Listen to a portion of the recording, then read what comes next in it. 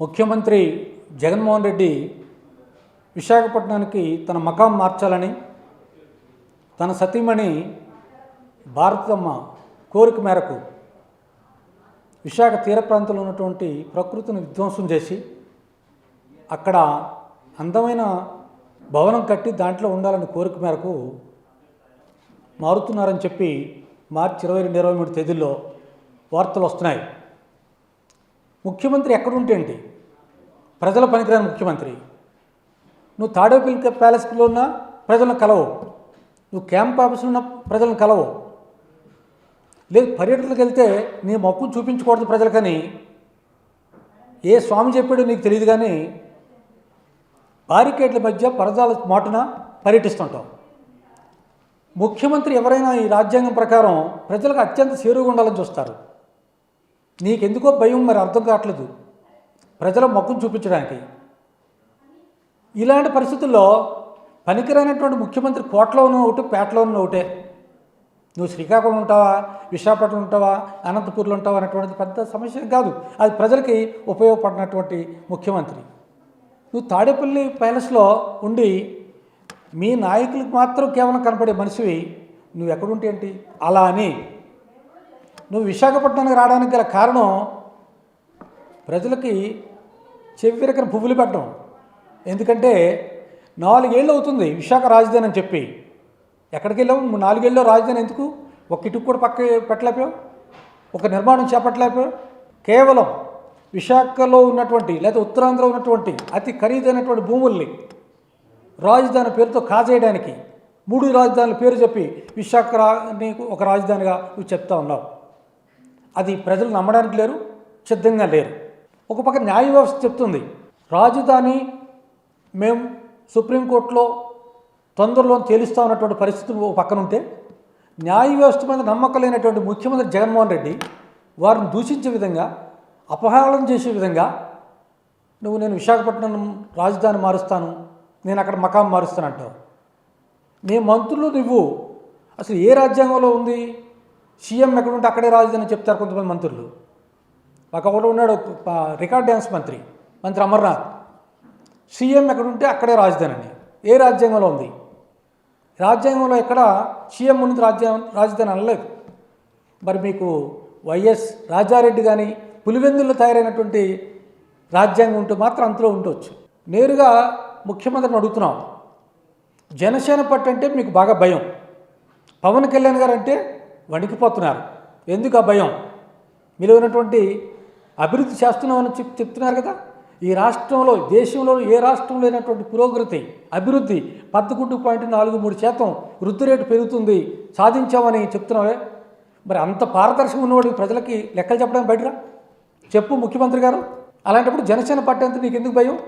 పవన్ కళ్యాణ్ గారు అంటే ఎందుకు నీకు భయం? 42 శాఖలు ఉన్నాయి ఈ రాష్ట్రంలో. నువ్వు ప్రత్యేకంగా పవన్ కళ్యాణ్ గారిని తిట్టడం అనే శాఖని పెడితే చాలా సంతోషపడతారు. దానికి ఒక మంత్రిని పెట్టండి, బాగా అర్హుడైన మంత్రి అమర్నాథ్ని పెట్టండి. మంత్రి అమర్నాథ్ ఐటీ పరిశ్రమల శాఖ మంత్రి అని రాజ్యాంగంలో ప్రమాణం చేశాడు, కానీ అతను పవన్ కళ్యాణ్ గారిని తిట్టడానికే మంత్రి అని ప్రజలు అనుకుంటారు, పరిశ్రమ కాదు మంత్రి. అందుకు పవన్ కళ్యాణ్ గారికి ఆయన తిట్టే శాఖని గవర్నర్ గారి సిఫార్సు చేస్తే మంచిది, ఓ శాఖ పెడితే మంచిది. మాట్లాడితే పవన్ కళ్యాణ్ గురించి, జనసేన పార్టీ అధినేత గురించి తిడతా ఉంటుంటాడు, తిట్టిస్తూ ఉంటాడు జగన్మోహన్ రెడ్డి. నీ పిచ్చి పరాకాష్ట చేరినట్టుంది. మీ బాబాయిని చంపించినప్పుడు దాని మీద సిబిఐ విచారణ జరుగుతుంటే నీ ఢిల్లీ పర్యటన గురించి వస్తుందా? విచారణ చేసేటప్పుడు నువ్వు ఢిల్లీకి వెళ్తావు సీఎంగా, పీఎంని కలవడానికి, హోంమంత్రి కలవడానికి, కేసుల గురించి. మరో పక్క జిల్లాలో సొంత సామాజిక వర్గానికి చెందినటువంటి విచారణ ఎదుర్కొంటున్నట్టు ఓఎస్డి తనని చీఫ్ సెక్రటరీ అతని కారులో జైలు నుంచి తీసుకెళ్తారా? విచారణ కేంద్రం నుంచి ఇంటికి తీసుకెళ్తావా? ఏం సంకేతాలు ఇస్తున్నారు మీరు? ఏం ట్రాన్స్పరెన్సీ ఈ ప్రజలకు చూపిస్తున్నారు? ఇదా రాజనీతి అంటే? దీన్ని ప్రజలు మిమ్మల్ని నమ్మే పరిస్థితి లేకే చాలా జిల్లాల్లో ఇంకా సంవత్సరం పాటు అధికారం ఉన్నప్పుడు కూడా ఎంత వేగం బయటకు వెళ్ళిపోదామని చెప్పి, భవిష్యత్తులో ఓటమి చెందుతామని చెప్పి ఎమ్మెల్యేలు అందరూ బయటకు వచ్చేస్తూ ఉన్నారు. ఎమ్మెల్యేలు పక్కన బయటకు వస్తుంటే 175 సీట్లు గెలిచే సత్తా మాకుంది, 175 సీట్లు గెలుస్తామని చెప్తావు. ఎక్కడ గెలుస్తావయ్యా? నీకున్న ఎమ్మెల్యేలు పారిపోతుంటే నాకు తెలిసి అధికారం దగ్గర కొలిది వచ్చి డిసెంబర్ నాటికి నీకున్నటువంటి 151లో చాలామంది ఖాళీ అయిపోతారు. నువ్వు వాళ్ళకి కాసుకోవడానికి ఉంటావు తప్ప నువ్వు ప్రజలతో వెళ్ళి ఓట్లు అడిగే ధైర్యం సాహసం చేయలేని పరిస్థితి నీకు ఉంటుందని చెప్పి జనసేన పార్టీ భావిస్తోంది. మరొక మాట, మంత్రి అమర్నాథ్ చంద పదే శ్రీ పవన్ కళ్యాణ్ గారిని తిట్టిస్తూ ఉంటాం. ఎవరు ఈ మంత్రి అమర్నాథ్? ఎవరికి ఈ అడ్రస్ ఏంటి? అనకాపల్లి ప్రజలు ఓట్లేసి మా ఎమ్మెల్యే ఎక్కడున్నాడో అని చెప్పి వాళ్ళు నిలుపుకుంటున్నారు. అక్కడ కనపడలేదు, కానీ కనపడతాడు శ్రీ పవన్ కళ్యాణ్ గారిని తిట్టడానికి. నువ్వు తిట్టడానికి మంత్రి అయితే అది రాజీనామా చేయి. నువ్వు క్వారీకి నుంచి ఒక లారీ కదలాలంటే బ్లాక్ మెటల్ నుంచి నీ నియోజకవర్గంలో కప్పం కట్టాలి. కప్పం కట్టకపోతే క్వారీ నుంచి లారీ కదలదు అనకాపల్లిలో. మరొక పక్క మీరు చేస్తున్నటువంటి అనకాపల్లిలో చేస్తున్న అక్రమాలు, భూదందాలు అవన్నీ ప్రజల మధ్యకి వచ్చినాయి. ఒక్క విషన్నపేట సర్వే నంబర్లో 600 ఎకరాలు ఒకే ప్లేస్లో వాగులు, గుట్టలు, ఎసైన్ ల్యాండ్స్ లేదా కౌలు రైతులకు ఇచ్చినటువంటి ల్యాండ్స్ అన్ని దౌర్జన్యంగా లాక్కున్నటువంటి అమర్నాథ్ తను మాట్లాడుతున్నాడు తన సచ్చీరునని. అందరికంటే రాష్ట్రంలో అత్యంత అవినీతిపరుడు అమర్నాథ్. అందుకనే భవిష్యత్తులో గెలవను, ప్రజలను రానివరని చెప్పి ప్రజాక్షేత్రంలోకి శ్రీ పవన్ కళ్యాణ్ గారిని తిట్టడమే పనిగా పెట్టుకున్నాడు.